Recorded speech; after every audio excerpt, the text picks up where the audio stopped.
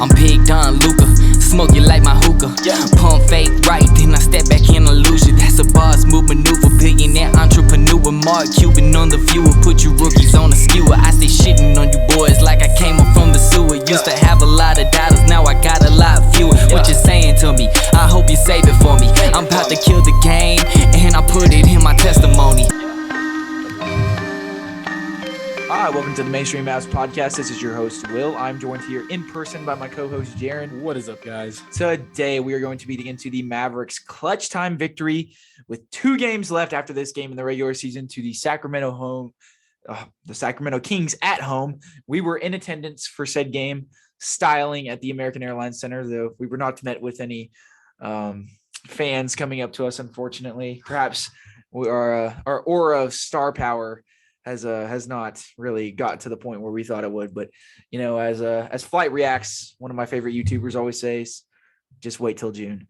Anyways, regardless of that, the Mavericks had a late fourth quarter entourage where they were hitting shots in an absolute premium, and Kyrie Irving spearheaded that attack. I don't have the exact amount that he scored in the fourth quarter. 19 in the fourth quarter in itself, with multiple contested jump shots, really carrying the Mavericks to this one in a game that a lot of fans probably wanted the Mavericks to lose, and the other portion of the fan base wanted the Mavericks to win. It was very divisive from that standpoint. But nonetheless, it was a very exciting game. And it definitely had the thrilling aspect that, you know, you look for in one of these later games in the season when we could just be potentially watching. So from that standpoint, it was fun to be in attendance for, but perhaps the final result did not yield the outcome that everybody would have hoped. But nonetheless, Jaren here is going to give us his thoughts on the game here today and what he thought at first glance from the Mavericks' victory over the Kings at home today. Yeah, I mean, it was a weirder game, one where defense was not at a premium, you know, whether it was we've come Sabonis. to expect, yes. Well, yeah, I know, but yeah. Sabonis, Fox, Kevin Huerter. Kevin Huerter, and even Harrison Barnes were able to get pretty much whatever they wanted, even Trey Lyles. And they were missing a lot of bunnies, yet the offensive glass was something that the Mavericks Alex simply Lynn abandoned. was preying upon misses, Yes. and he had probably like 4 offensive rebounds in the fourth quarter alone. But yeah, it was a weirder game, one where, you know, defense, of course, wasn't established between two really bad defensive teams, and even offense for the Mavericks was weird at times. Some really bad questionable turnovers and even offensive fouls at times. But outside of that, I think it was, you know, from a basketball fan standpoint, it was a fun game to watch. It was enjoyable just from the sense that, you know, the Mavericks came back down 12 points, I want to say, or they're down 11 at halftime. 11, yeah. So I think that was the peak of their pit. If yeah. That makes any sense. But I mean, I'm not going to say what boat I was in, but whether it was tank boat or win boat, clearly the winning side has won. So with 2 games left in Chicago, is that a confirmed resting their starters? The Bulls, as they are currently 2 games out of the 9th spot in the East, and they are essentially locked into the 10th spot of the play-in race over there in the East, with nobody really rivaling them. It is heavily implied that they will likely be resting DeMar DeRozan, Zach LaVine, as well as Nikola Vucevic, leaving a very weak and brittle Chicago Bulls team for the Mavericks to prey upon and lose. Yes. Well, the Mavericks will be facing them Friday in their penultimate game to the regular season finale versus the San Antonio Spurs, which will occur on Sunday, April 9th. Yes. Easter. So the Mavericks are currently tied with the Oklahoma City Thunder. I'm going to put this as a prerequisite before we even start the podcast. With a record of 38-42, the Oklahoma City Thunder have the season tiebreaker, in no small part due to their beautiful 16-point comeback that we always like to allude to earlier in the season with about 4 or 5 minutes left, among with the other games that they won. So they hold the tiebreaker in that matter. So even if the Mavericks tie the Thunder, if they both win out, then the Thunder will end up getting the play-in, and the Mavericks will likely have the 10th or 9th best lottery odds. But, you know, that is taking things that into consideration. Things could also go another way, and the Mavericks could make the play-in. This definitely increases their odds now that the Thunder lost last night and the Mavericks have won. They've moved from a game back to tied. And the Mavericks, just one OKC loss and winning both, or 2 wins, obviously 2 OKC losses. The Mavericks can go ahead and jump ahead in this affair, and we could actually be seeing some playoff basketball potentially when we thought that was a far fetch even mere days ago on this podcast. So a lot of different interesting scenarios to get into. We will give you all of our thoughts and opinions on that. But before we do that, here's an ad from our sponsor, Spotify for Podcasters. All right, so getting into this one, Jaren, we have yet another game, surprise, surprise, where the Mavericks have a pitiful defensive effort in the first half, and they sort of pseudo-mend themselves in the third and fourth quarter, where it was very comparable to the Hawks game. I thought this one, just in terms of top to bottom, pretty fair 1-for-1 comparison.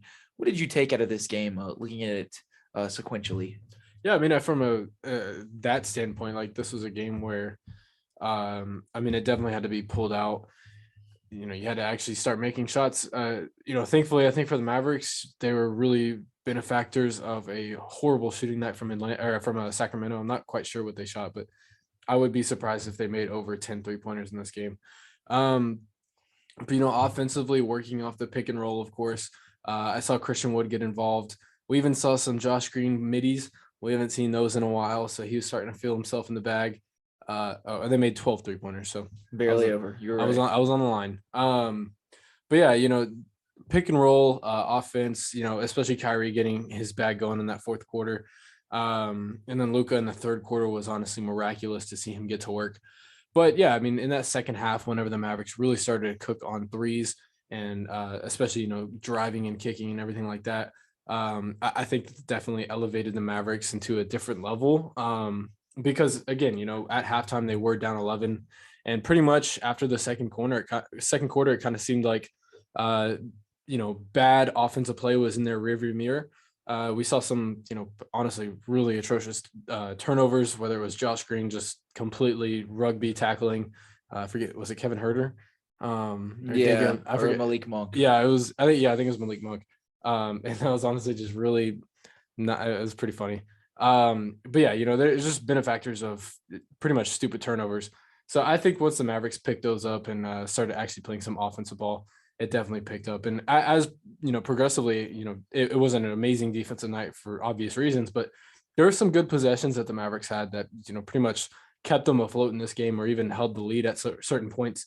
I'm not quite sure what Sacramento scored in the final 5 minutes, but I think Dallas did a pretty good job of mending their bad habits, at least effortlessly, giving just in the last 5 minutes, because honestly there wasn't too many egregious defensive possessions, at least in that fourth quarter. So I think the Mavericks just did barely enough to get them a victory.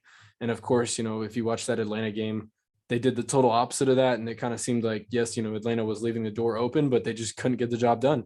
So I think it was in that standpoint, it was good for the Mavericks to finally get something going. Yeah, most definitely.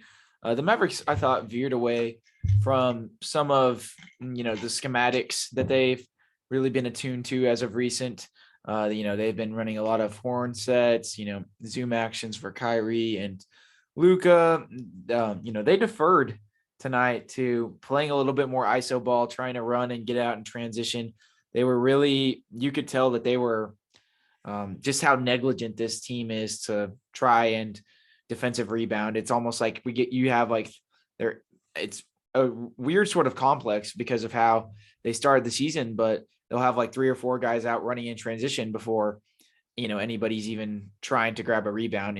Credit to the Kings because, Alex Lynn and Sabonis definitely were able to serve as a pretty tall order in there. And, that obviously disrupted things for the Mavericks. But I think that was definitely part of the issues. But conversely, in that third and fourth quarter, once the Mavericks started to get out and make some threes in transition, Kyrie was stopping and pulling up on a dime. They were getting it to, they were hitting the corner guys. Tim made a few.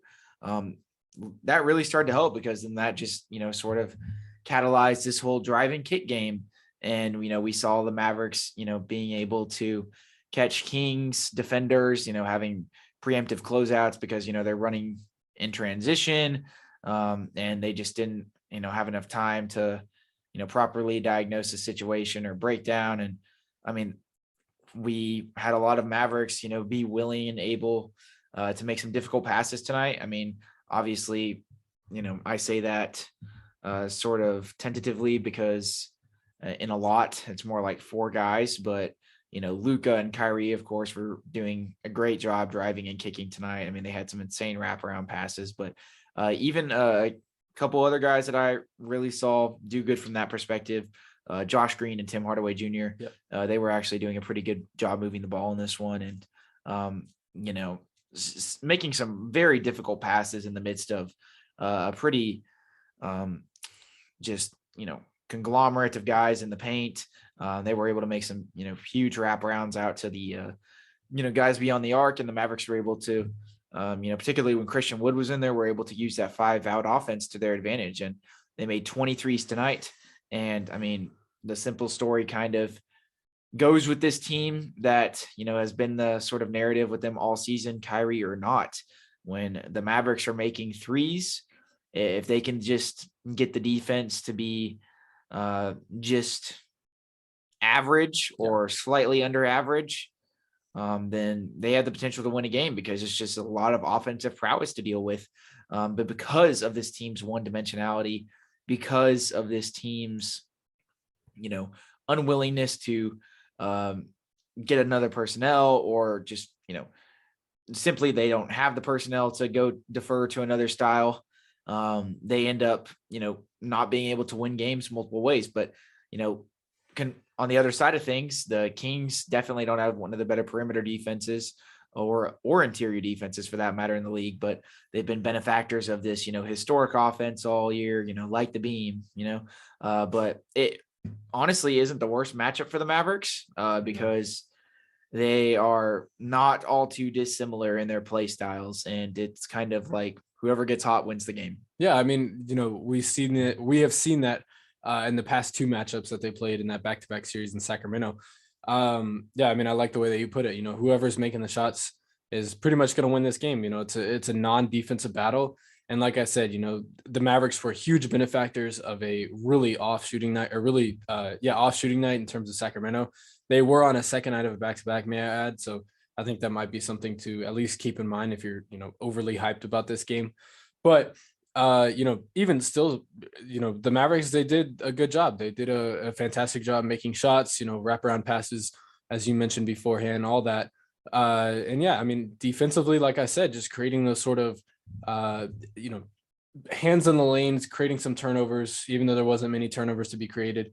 It was just, they did what they could at times in that fourth quarter. So, I think conversely, this was a game where had the Mavericks not caught heat, or, even for Sacramento, had they made just a normal amount of threes, I think, I'm not quite, sure what they shoot that percentage at or as a team, but, had they been a little more on the, average line, I think that this would have been a totally different outcome. We'd probably be having a different podcast talking about the end of the season, but, there's still hope within the Dallas Mavericks organization. So I think that they're going to keep riding that. And with 2 games left, Chicago and San Antonio, of course. So it was definitely, a fun game. I think that's probably the best way to tell it. So, yeah. And I mean, the Mavericks don't get where they were if they don't ride the coattails of Kyrie Irving in that fourth quarter with those 19 fourth quarter points, 43 minutes for a guy. I wouldn't say that he was unassertive in the offense because there have been many games where we kind of feel like Kyrie just randomly turns it on in the fourth quarter. And, he's kind of more deferential to just sharing the ball and being a ball mover. And, there's some times where we'd rather him be a little bit more selfish. But I mean, I earnestly thought that the Kings were doing a good job of running him off the ball, that, there was a lot of Luka-centric offense. But they had some actions, where they screened for each other a few times. And, just trying to get more direct actions with them, trying to get more intertwined, being able to run Kyrie off staggers and curl offs. That will be quintessential to the Mavericks being as they move forward here in this Luka and Kyrie era, if it's going to persist past this season. just finding the ways to integrate them together, versus having just one guy stay in the corner. But, ever since Kyrie's got here, I do feel as if every game, to a certain degree, we see less and less of that, or at least less and that. Oh my gosh, less and less of that, more consistently, game to game. So I've never really thought that that's been too much of a sore spot. I think that they fit fairly seamless together, but I know that there are others that, are still pining for, more optimization. But I mean, I do think that, they're usually combining to score somewhere in the neighborhood of 50, 60 points together a night, particularly as of recent. So, got to kind of hang with the cards that you're dealt here, which are not too bad of a hand in this instance, considering the performances that these two have been having. But I mean, it was an awesome game from Kyrie in particular, and we really saw him take heed, lead the team. It's nice to have whichever guy is hot be able to lead the team. I think that that's a very underrated aspect of things. But conversely, also finding a way to intertwine them together on offense and not feel as if one guy is stagnant, just having a sort of monotonous, stagnant game just in the corner, and we're seeing less and less of that, which I think is good. But yeah, I mean, he just completely took over from all aspects as a 3-level scorer in the fourth quarter, just with his 3-point shooting and his ability to create space for himself in the mid-range. I don't really feel like there's any other way to put it, but I mean, his variety of moves, from his step backs, his in and outs, his hesitations, his up fakes, his ability to, just move so much. Every move with him is so intentional.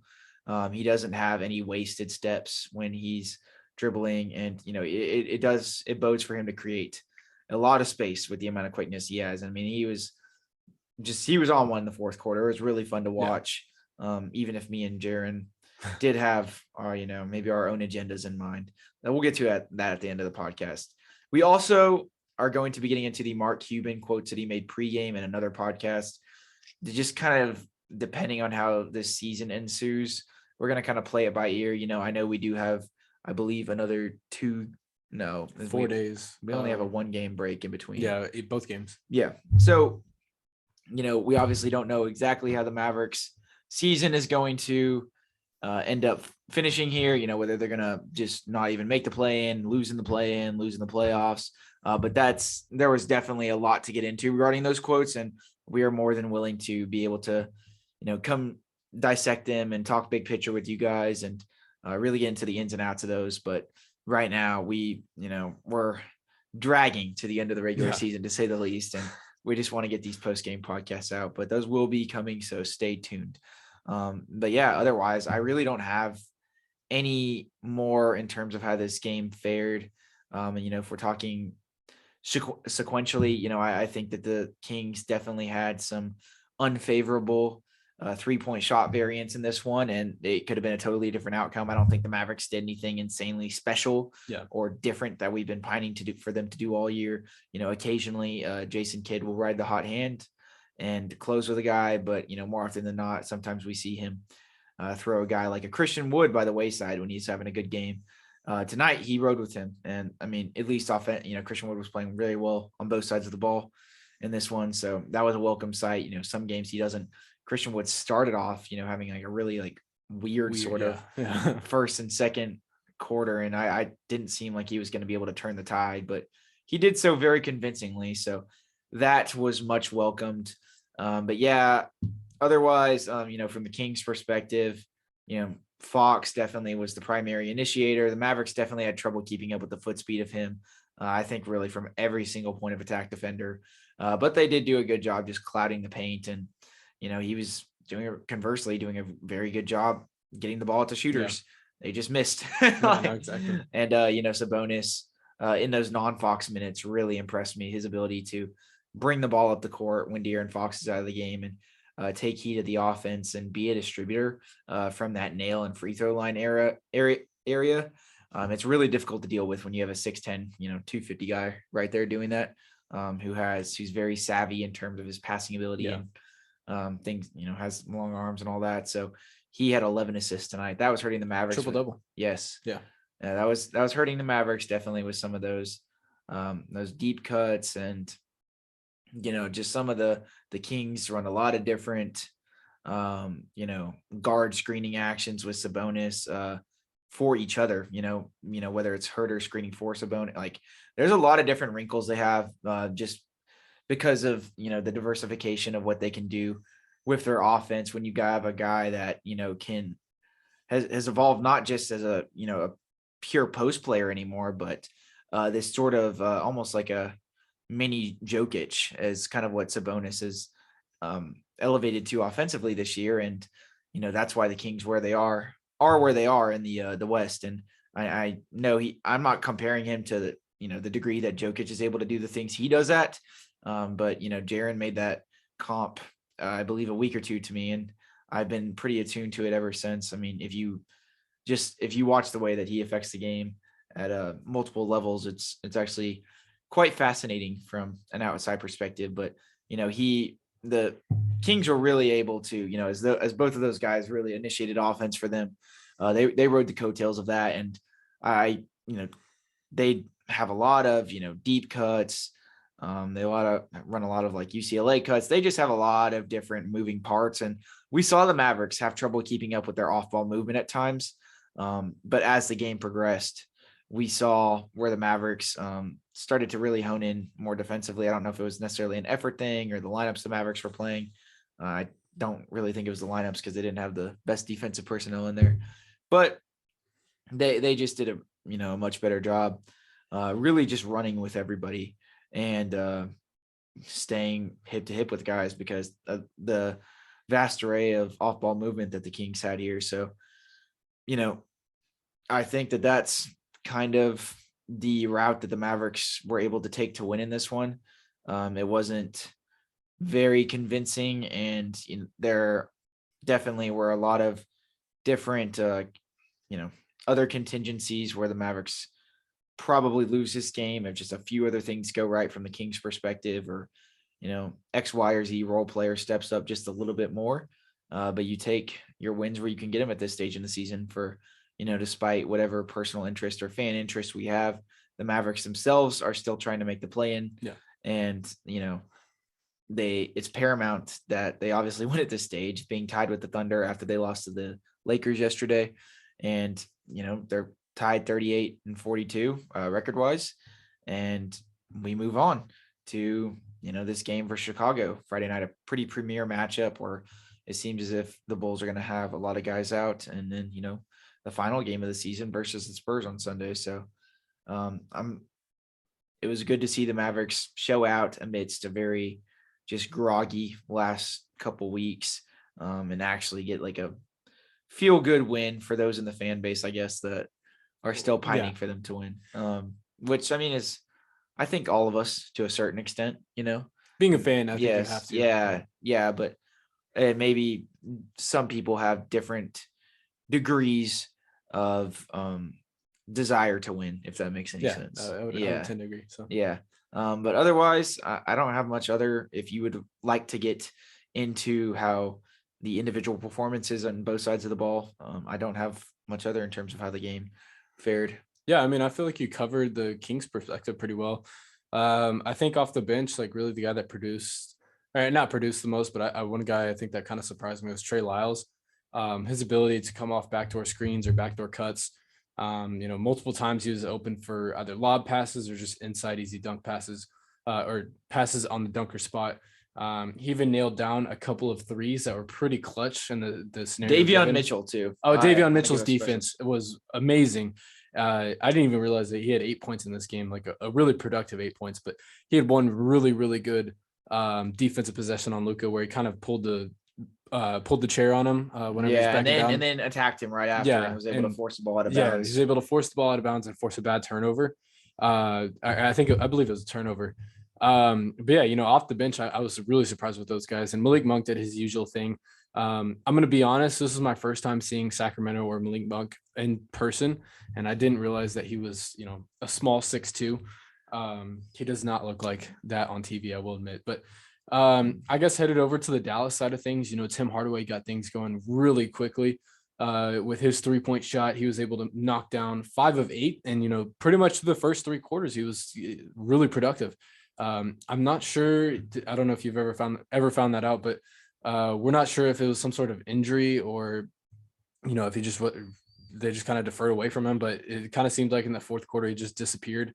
And I don't even remember if he was on the floor or not. I believe the lineup that they were running most of the fourth quarter was Luka, Kyrie, Josh, Christian Wood, and I know there was some Maxey sprinkled in there. Jaden Hardy was also in there a little bit, and this was a game that Reggie didn't really get a lot of run in just because he was it was one of his cardio games. It was a cardio game. It was his first cardio game in a while. So. Yeah, I mean, I don't know specifically what it was. Maybe it's because a lot of the time the Kings do a good job of being able to hide a guy like Sabonis, a traditional non-rim protector by most metrics, teams like the Kings or the Nuggets, they do a good job of like hiding Jokic or Sabonis sometimes on some of those one-dimensional 3-and-D players. They'll opt to do that at points, but we didn't really see that all too much. It was a lot of kind of just either Harrison Barnes or like Keegan Murray or Kevin Huerter chasing around Reggie. And I don't know. I mean, they did a fairly good job. He just wasn't getting that much open looks off of flare cuts or, he wasn't coming off flare screens, getting a lot of open shots. And it was weird for a game that saw so much drive and kick opportunities from the Mavericks, but it just may have been he may have just been a victim of happenstance and, not having the ball swing his way tonight, but he didn't really get a ton of look in the looks from offensively. Defensively, he got blown by quite a bit. It was not his best defensive game, in my opinion.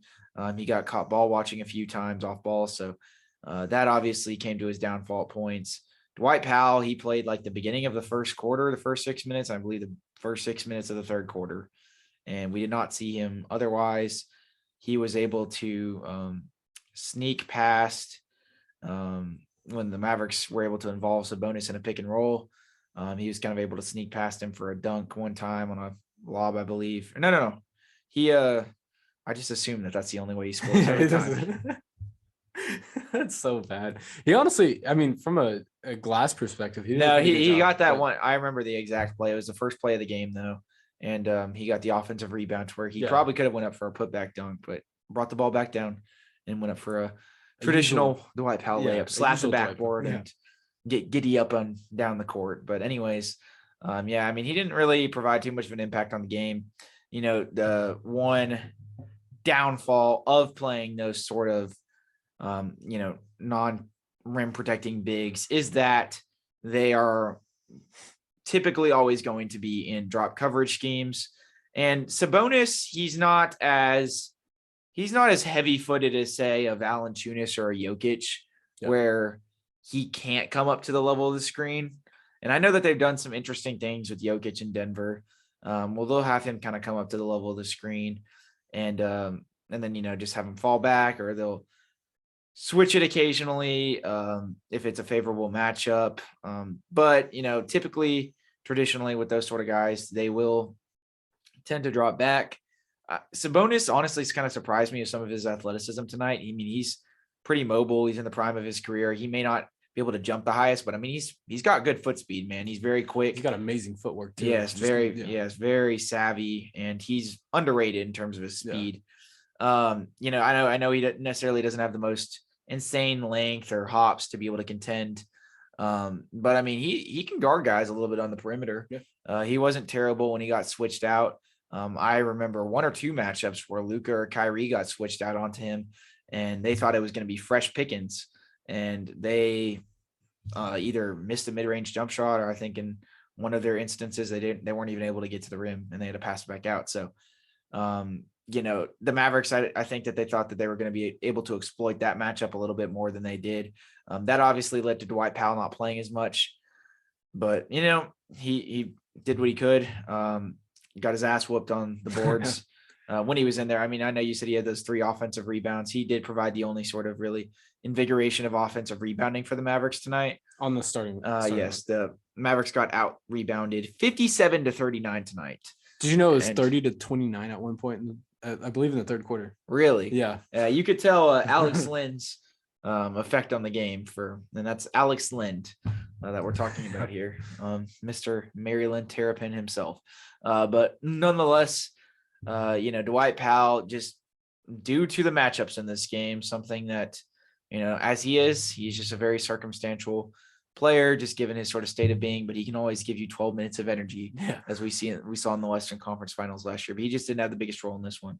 I do feel like we've kind of covered Kyrie's game ad nauseum in this one, but if you'd like to get into it a little more, just the intricacies of how he was able to be so effective in this one, maybe how he fared defensively, his aggressiveness on the ball from that perspective, when he was matched up on guys at the point of attack, then you can definitely, the floor is yours, sir. Yeah. So I think in that fourth quarter, whenever the defense did kind of pick up effort wise, he was really the main sort of,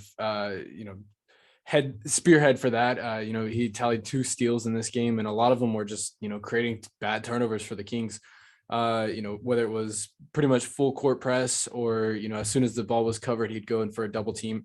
He was doing a really good job of sort of forcing the ball out of whoever he was either help defending or defending just one-on-one. He was doing a good job of forcing the ball out of their hands.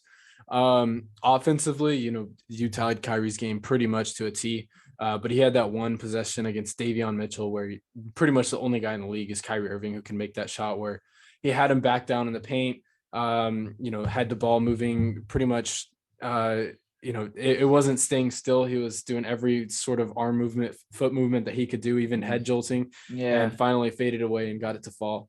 And I believe that was like a 4-minute mark in the fourth quarter. And that was one where, definitely got the stadium up and going. But yeah, I think Kyrie was really the not benefactor, but he's really the main spearhead defensively and offensively in that fourth quarter that led this Mavericks team to a 123-119 win. Off the bench, Jason Kidd, of course, rode Christian Wood in the fourth quarter to let him play out his offensive game. I didn't feel like we saw anything bad defensively. He ended up with 3 blocks in this game. You look across the board, I believe Dwight Powell had 4 personal fouls. That's kind of why he was denoted out pretty early. Dwight Powell, JaVale wasn't having his strongest game. JaVale looked very, for those that were pining heavily after the Atlanta game for JaVale to play more, and I told you guys to tread carefully in that aspect because we just don't know if he's ever going to be fully back, because he has dud games like this where, he looked like a saloon door on defense, and anytime he gets switched up on a guy, it's basically fresh pickings because they're able to blow past him. Even the boxing out was just awful. Yeah, he's just not able to recover. The athleticism's still there, but I don't know if it's the reaction speed. But the rebounding thing was a huge issue too, because he was getting ate alive by Alex Lynn at most during large junctures of this one. And I think about one good JaVale play in this game, and it was offensively, where he started sealing his guy. I believe it was the Kings weren't able to scram switch, and he got Kevin Huerter on him, and he sealed him starting at the free throw line, and he let the ball move around the arc. The Mavericks used the up fake to get the ball to the corner. I believe it was Luka who swung it to Reggie, and then he swung to JaVale inside for a layup after a seal. But barring that, he just kind of looked displaced offensively, and defensively the same, and rebounding the same. So that's why he doesn't play more. But he did affect 2 shots. They were kind of more of the weak side help protection type of blocks versus your average just head on bully ball type of block. He was definitely getting kind of manhandled in terms of his one-on-one defense. But I think JaVale would be, if the Mavericks had a Kevon Looney, for instance, or a defensive 5 who could just guard up on guys, or a Time Lord or something like that, I think JaVale would honestly be a really good fairly valuable energy asset. But when you're asking him to come in there as a lone big, or with Christian Wood, who is a very spotty defender, Christian Wood is kind of the same effect, where yes, he can guard guys on the perimeter decent sometimes, but that's kind of just hit or miss. It's game dependent almost. He can affect some, in that first half, he played atrocious defensively. he routinely didn't step out far enough on guys when he switched on to guys and they were taking jump shots, got blown by a few times, but was kind of able to reconcile himself with a few like weak side help blocks. And it typically was, him leaving his man in the dunker spot to come help on a guy coming downhill to where he was able to affect the shot. And, him and JaVale were both benefactors of that, but I don't think that, I wouldn't label this as some sort of god tier defensive game between them, the two, No, despite them having 5 blocks total. I'll definitely say like between the 4 centers, like I do feel like Christian Wood had the best game defensively. Just, again, as you said a second ago, not amazing or, even good for that matter, but they did the job. And he had a few possessions in the second half where he's actually able to hold his own against a bonus once or twice, which was really impressive. But, it's like, with Christian Wood on defense, it's like essentially, you take one step forward, take one step back. It's like he'll do one thing good. He'll choose to do one thing good defensively in a game and then just like not do something else. Like in this instance, he did fairly good at decent at guarding, bigs one-on-one and head up. But anytime he got switched on the perimeter, which is usually the hallmark and strong suit of his defensive game, he was fairly unsuccessful in those endeavors. But he was a good, rim protector. So I mean, I don't, or from the weak side at least. So it's a weird dynamic. I just think that his downfall as a defender is just his inconsistency and his inability to do at least one thing on a consistent basis. Because if you have this sort of rotating effect of different things you can do, you're still losing marginally within certain aspects of the game. And that's part of the reason that he doesn't get as many minutes as he should, maybe, despite what we may think, or despite what, even a Wood hater would think. You can talk about how the Mavericks have disserviced Christian Wood all you want. And they definitely have from a certain perspective, just in terms of how they've treated him and the fairness that they've and it seems of the lack of communication that they've sort of had with him and how disconnected he is from the front office and stuff like that. Some of the Twitter likes he's had, but at the end of the day, I mean, there are reasons, even if they're not as justifiable as you would hope, that he doesn't play as much as he does. But he did have, a decent defensive game. And it was nice that, he really started to make those threes in the pick and pop with Kyrie. Yeah.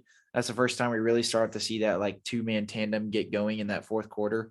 I think he made like 2 threes in that fourth quarter period. And I mean, that helped really spearhead the Maverick attack down the stretch. And that 2-man offense with Kyrie really looked good. I was skeptical on a few of those shots. But he definitely swung the tide back in the Mavericks' favor. Otherwise, do you want to talk about the 2 young guns? I thought Jaden Hardy didn't really clock a whole lot of minutes in this one, but I felt like he made some, not veteran, notes or veteran moves or anything like that. But I mean, he played like 15 minutes and it was strong basketball. Like I didn't feel like he had, any boneheaded moves or anything like that. Like even whenever he was taking it up on an Alex Lynn or someone like that, he was able to kick the ball out, even though if it wasn't a strong kick out to the corner for a wide open, 3 or anything like that, it was still able to get the ball around the corner. He even had a block there. I don't remember who it was quite on, but he hit a block down low. I remember specifically this play. I do know. This is where he was, I believe it was Malik Monk. He was shooting like a little mid-range fall away about 10 feet out, and Hardy blocked it. And Harrison Barnes got an offensive rebound, just went right up. It was just kind of a sort of fortuitous bounce. Yeah. So that's right. Yeah, but I mean, outside of that, I think Hardy he played his role really well. I guess next we'll talk about Josh Green. I felt like we were in store for an all-encompassing Josh Green game in that first half because it seemed like he was just really putting the pedal to the metal, and he was about to show every hater that he is finally back and he is finally Josh Green again. But it kind of, to me at least, it seemed like he dropped off a little bit in that second half, at least from an offensive perspective. He nailed that 1 corner 3, I think, in the 3rd or 4th quarter. But outside of that, offensively, I didn't see much from him. Defensively, though, and from a rebounding perspective, I felt like he was amazing, or like tremendously huge through large parts of this game. One of his better defensive games we've seen. We've been starving for something like this for weeks on end, and it was good to see Josh Green really come into his own defensively. The foot speed was there, but it was controlled, and he wasn't preemptively closing out on guys. he was staying disciplined. He wasn't over fouling. And I mean, he was just staying in front of guys. And I mean, he got a block. I mean, he didn't have any steals that were recorded on the stat sheet tonight, but he had a few where you at least I thought he affected. You felt the presence. Yeah, of and you know, he may have got a tip pass in there or something. And it was just a really awesome job on some very I mean, admittedly very quick point of attack ball handlers and Monk and Fox, you know, that he had to really try to stay with. And I mean, he had to run with Herter a little bit too, who's, you know, coming off every stagger and co-off in the world, trying to get open for three. So from that perspective, I was very impressed with that because, you know, we saw him have good games against the Kings earlier in the year, but, you know, that was right around the time where Justin Holiday swooped in post Kyrie trade and got a starting lineup, and just Josh Green just hadn't looked the same since. But this was definitely, and I'd even told a couple people on Twitter, you know, people were saying Josh is cooked and he's, you know, this was just a brief facade that he had earlier in the season. We just got lucky, but I was like, I pushed back. I mean, I just don't think that a player can have that many good games like that and it not be, a product of his development and the work that he put in over the summer, for it to be just completely thrown by the wayside. I think that, you know, maybe he was going through, I'm not saying like mental health issues, but he was definitely maybe going through it mentally, issues, basketball wise, at least. And it definitely seems like he's at least turning the tide, you know, in the right direction now. Is it probably too late in the Mavericks season? And yeah, very much so. But it's okay as long as, you know. I made one or two comments about that tonight, but we made quite a few comments about all this being too late, quote unquote. But he played a great game from all aspects of, you know, making those corner threes. He had a few times where he settled into some mid-range jump shots, one off of a spin. One where Harrison Barnes or Lake Monk, kind of on the skates. And then one that he just simply he made a crossover and then spin into that one, and one where he caught the ball at the sort of baseline mid-range area and then just kind of sank into a mid-range jump shot. That was I think his first basket of the game, and I was like, whoa, like that doesn't usually happen. But I mean, it was a great game for me. He was very active defensively. In the rebounding category, the Mavericks rode him down the stretch despite not starting as of recently, kind of rightfully so, to be honest with you, with the way he's been playing. But I mean, he was huge in the Mavericks' victory tonight. I mean, I don't know if he's back. We'll have to see if the Mavericks end up playing any more basketball beyond these next two games, or if, you know, seeing how they fare in these next two games and all that. But it's definitely good to see him having a positive regression in basketball play recently. I was going to say revert back to the mean for what we were used to this season. But otherwise I feel like we've covered everybody except for Maxey and the Luka. So I'll go ahead and take Maxey if you would like to diagnose Luka's game tonight. Maxey didn't really get a whole lot of run tonight, played 15 minutes, played him a little bit in the too big lineup with Christian Wood. But Christian Wood and his incompetence offensively in that first half kind of derailed that lineup. So, I mean, they played Maxey as a lone big a little bit, I think. But I mean, it's just, you know, against a guy in Sabonis where he's already going to get toasted because, you know, Maxey, yes, he's a good defender, but not many big men are going to be able to defend Sabonis regardless. They mirrored each other in minutes a lot. That severely inhibited, you know, Maxey on the floor because, you know, he missed 2 threes, and, you know, if he's not making his threes, and, you know, if he can't really give you much defensively as, you know, your quote unquote defensive 5 in the game against the opposing team's best 5, then it's just kind of counterintuitive to have him out there. And that's not to say that like Christian Wood or JaVale were able to do that. But they're just able to give, I mean, Christian Wood specifically is able to give you a little bit more offensively, even if the defense is not near, you know, pales in comparison compared to Maxey's. And, you know, he just didn't get it going shooting. And I think that that's part of the reason he didn't really stay in the game that long, but pretty brisk 15 minutes from him. What do you think of Luka's game? I feel like he had a kind of a rough shooting game tonight, but he was winning within the margins and the ability to get to the foul line and, you know, make some of the right passes. He only had 1 turnover. It didn't seem like he was really forcing anything. Had a few and ones.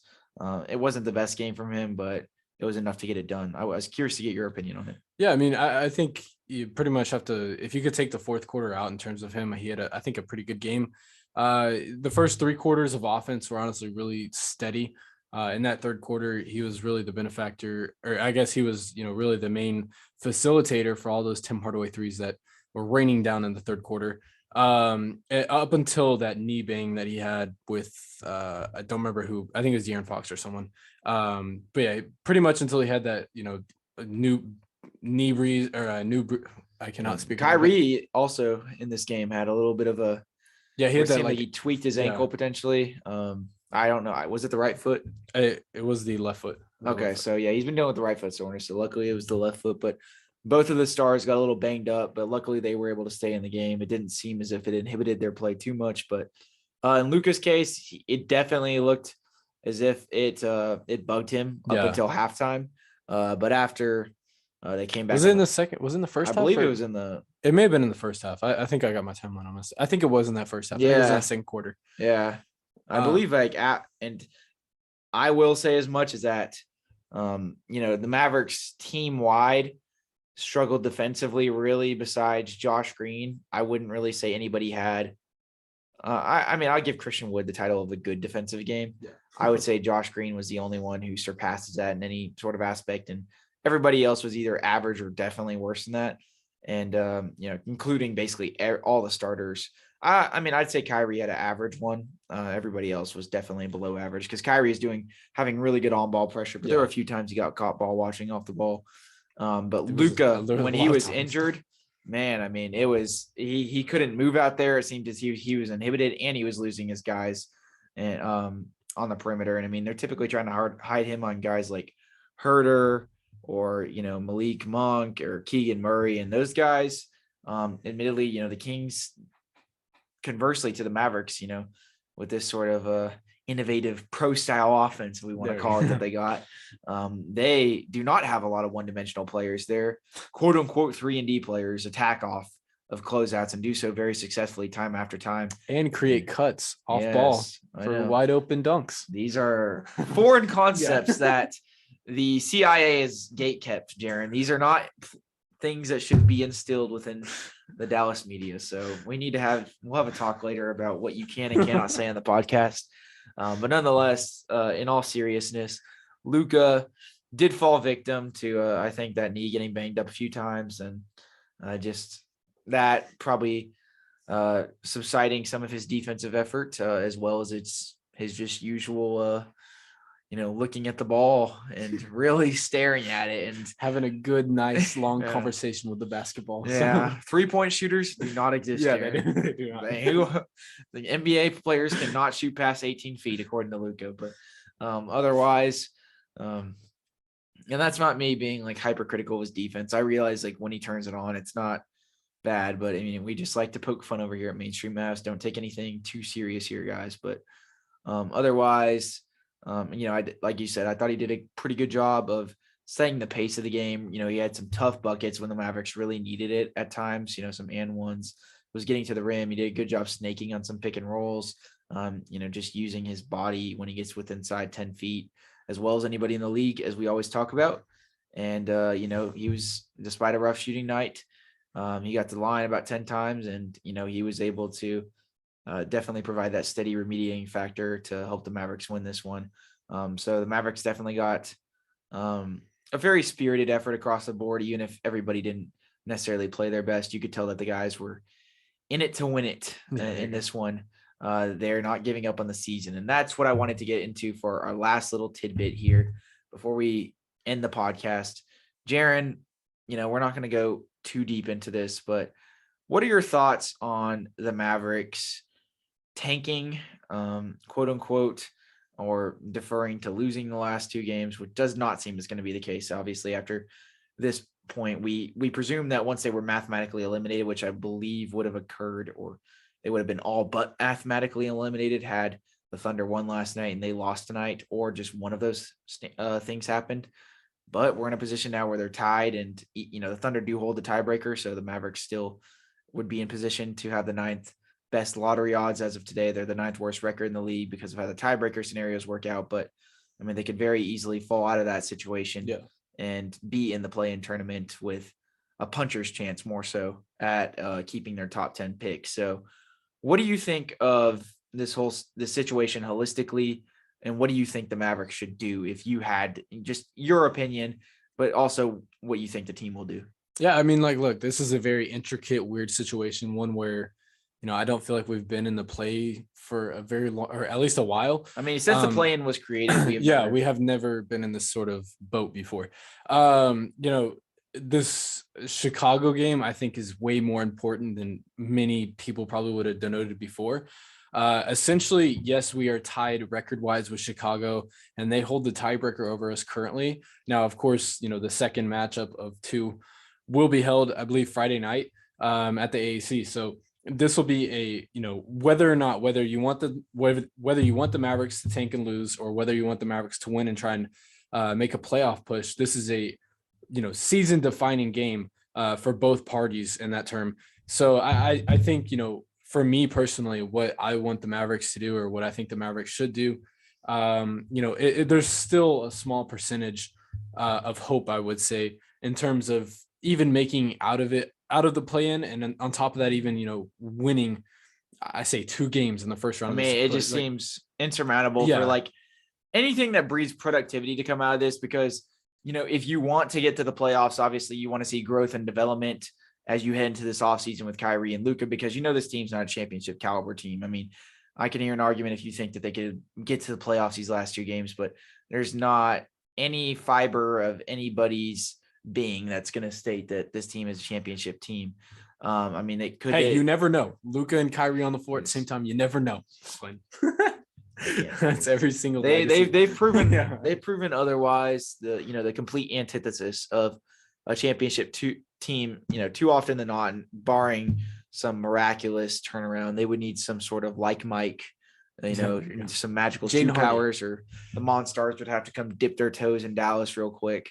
But otherwise, it is a very divisive situation. I think from a spirit standpoint, I think the Mavericks are doing the right thing in terms of the way that they're operating this with, Luka and Kyrie trying to do this till they're mathematically eliminated. I don't have any gripes with that personally.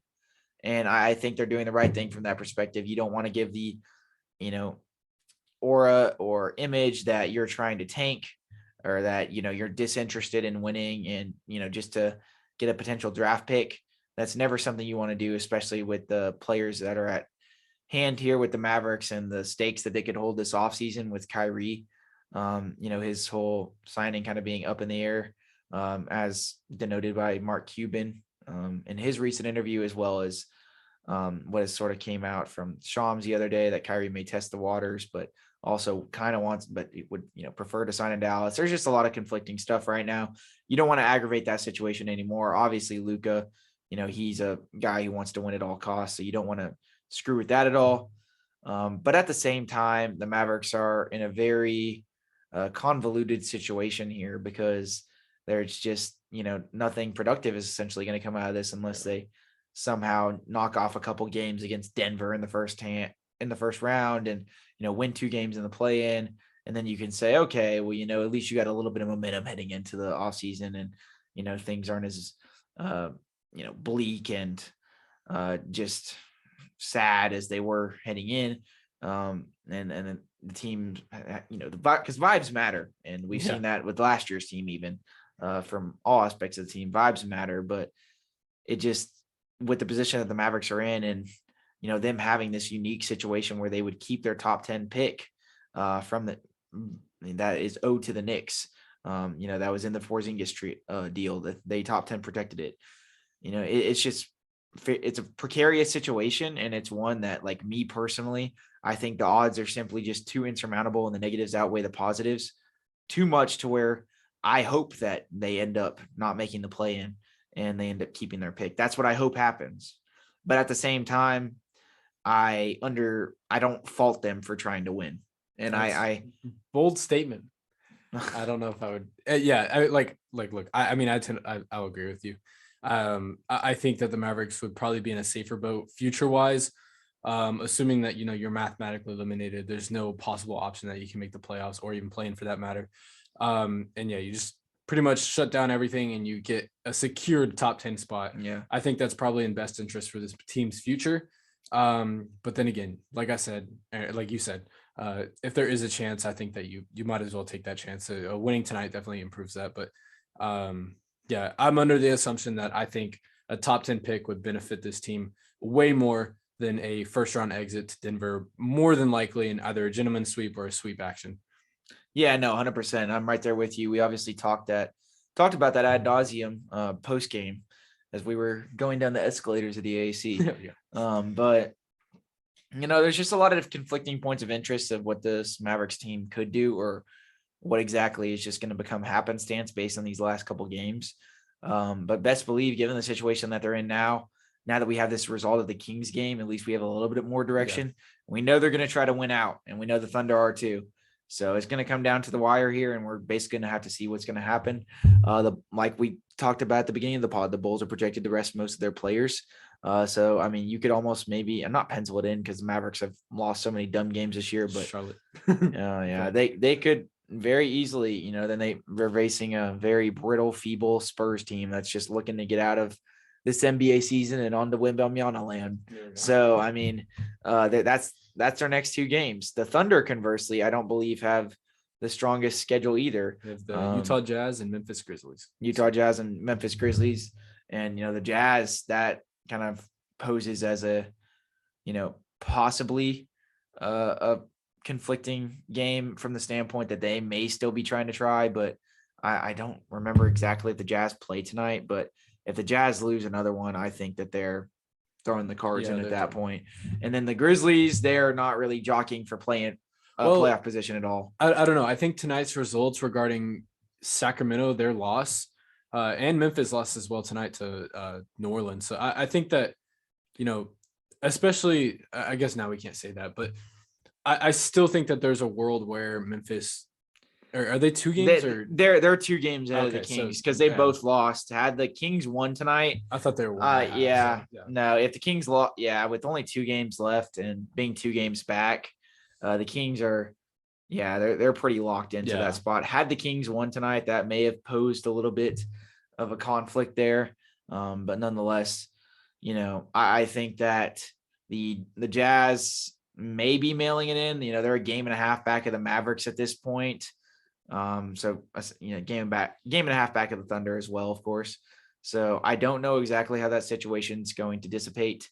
But it could be a situation where the Mavericks and the Thunder are both presented with easy wins in these next 2 games of the season. If that's the case, the Thunder will then end up making the play-in, and the Mavericks, will be relegated to, being probably top 10 favorited odds in the draft lottery.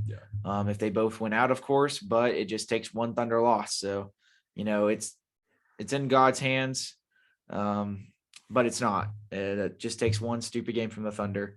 So you guys are going to have to be on standings watch because this is obviously a very integral time to see what happens as the season comes to an end here. But, we stated our personal opinions, but we also do have our prerogatives that we think the team will adhere to, and I can't fault them for doing what they're doing because of the personalities and the stakes that are at play here. It's just sort of the nature of the situation. And, I don't really have too much other than that.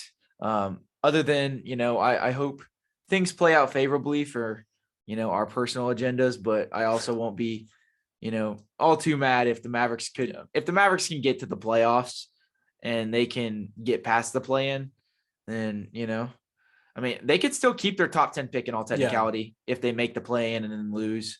I feel like they'd have to lose to Chicago, right? They'd have to lose. No, they'd have to lose that first game, I believe. Well, in terms of that, the Thunder, because then they're they could still hop inside the top 10 with the 11th or 12th best odds. It's just a way lower chance. Yeah. So let's just see how, it's a lot of different things that can happen, but everybody's just going to kind of have to keep their eyes dialed in, and their T's crossed, because at this point, we literally got 2 games left for basically everybody in the season. And, the Thunder and the Mavericks, how those next 4 games play out for each respective franchise is going to dictate basically the Mavericks season, one of which has been riddled with disappointment, but also promise in a weird sort of way. And yeah, we'll have a lot more offseason coverage for you guys, obviously, when it gets to that point, but we just got to see what happens. But nonetheless, it was a fun game today, Jaren. It was a fun game. I'm glad we attended it. Yes, so. I am too. It was our last one of the season. So unless the Mavericks miraculously make the playoffs, you may see us there to see the gentleman's sweep get unveiled. Game 4. We'll be hanging out the Raptors. Nikola Jokic, number 15, up in the AAC. But nonetheless, we appreciate you guys for listening this far in the podcast. Make sure to subscribe to us on YouTube if you haven't already. If you're watching on YouTube, shout out to the YouTube gang. Comment: is Kevin Huerter's headband a good look, or should he go back to the regular forehead? Yes, or Red Mamba 2.0, because the original Red Mamba. Do you know who that is? Is that Brian Scalabrine? Most people would say Scalabrine, but he's actually the White Mamba. The original Red Mamba. My bad. Matt Bonner. I did know that. All the naysayers out there, it's not Scalabrini, it's Matt Bonner. That's my fault. Yeah, no, that's a dig for some of you newer NBA fans, but I think a large majority of our audience, from what it seems, is primarily the older generation. Yes, a little bit older than us, and they would probably write us off as just two young dumb kids talking in a microphone. But we do it for the 48 of you guys out there. Anyways, we're going for 50. So let's go. Nonetheless, make sure to also follow us on Spotify or Apple Podcasts or wherever you get your podcasts. We are on virtually every listening platform, so would really appreciate if you guys give us a 5-star rating and a review, whatever floats your boat in terms of that review. If it's constructive criticism, or we welcome. Yes, any we comments. welcome it all. It can be about anything. It can even be about our style of clothing, or our facial hair, or the lack of facial hair, or my glasses, or you want to call me a 4-eyed loser. I don't know what you guys got cooking up out there. How deeply enrooted your hate for us on the internet is. If you just hate our takes and you've hated the interactions I've had with you on Twitter, I apologize, but we welcome all here. We're very welcoming. Yes, we have a hallmark of diversity here at Mainstream Mavs, and we include anybody that would like to join the Mainstream Mavs gang. There we go. But otherwise, make sure to follow us on Twitter at mainstream_Mavs, and we will catch you guys after the Bulls game. And I think that by that time, I think the Thunder will have played a game as well. Yeah, they play tomorrow night at 8 p.m. Yes. In Utah. I mean, if they win that Utah game, I'm more confident, honestly, in them beating the Grizzlies because of how. So, I think we'll have a little bit more of an even more clear direction of where things are going to go. But we're not doing any actual off-season podcast till the season is over. So we're going to continue to cover these games for you guys, but we will definitely keep you posted on how this situation evolves, as will every other Mavs talking head out there. So, I know that you guys, if you're listening to us, we're probably not your only podcast that you consume, but we do appreciate you guys dipping into our little toes for this one. Yes. So we will catch you guys in the next one. Mainstream Mavs signing out. Bye.